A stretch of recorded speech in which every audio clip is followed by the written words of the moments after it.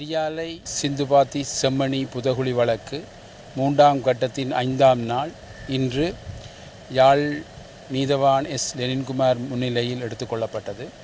ராஜ் சோமதேவா குழுவினரும் சட்ட வைத்திய அதிகாரி செல்லையா பிரணவன் முகதாவில் இந்த அகழ்வு பணி தொடர்ந்து நடைபெற்றது. இன்று புதிதாக 3 மனித எச்சங்கள் அடையாளப்படுத்தப்பட்டிருக்கின்றன. மொத்தமாக 244 மனித எச்சங்கள் அடையாளப்படுத்தப்பட்டு 240 மனித எச்சங்கள் அகழ்ந்தெடுக்கப்பட்டிருக்கின்றன.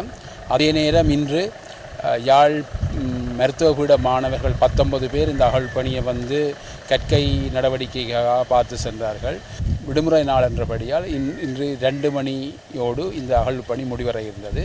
நாளை 6ஆம் நாள் இந்த அகழ்பணி தொடர்ந்து நடைபெற இருக்கின்றது. 2 எலும்புக்கூட்டு தொகுதிகள் சிறுவர்களாக கருதப்படுகின்றன என்று கருதப்படுகின்றன. 235வது என்று இலக்கமிடப்பட்ட எலும்புக்கூடு இடுப்புக்கு கீழ் அந்த எலும்புகள் அழிவடைந்த நிலையில் காணப்படுவதை காண்கிறோம். ஆனால் அது முழுமையாக சுத்தப்படுத்தப்பட்டு ஆய்வு செய்யப்படும் போது தான் அது சம்பந்தமான தகவலை சொல்லக்கூடியதாக இருக்கும். புதிதாக கண்டுபிடிக்கப்பட்ட ஒரு இடமாக இருக்கின்றது. அதில் சில கருத்த அமைப்பான கொஞ்சம் பொருட்கள் காணப்படுகின்றன. இவை ஆய்வின் பிற்பாடு தான் அது என்ன விடயம் என்று சொல்லக்கூடியதாக இருக்கும்.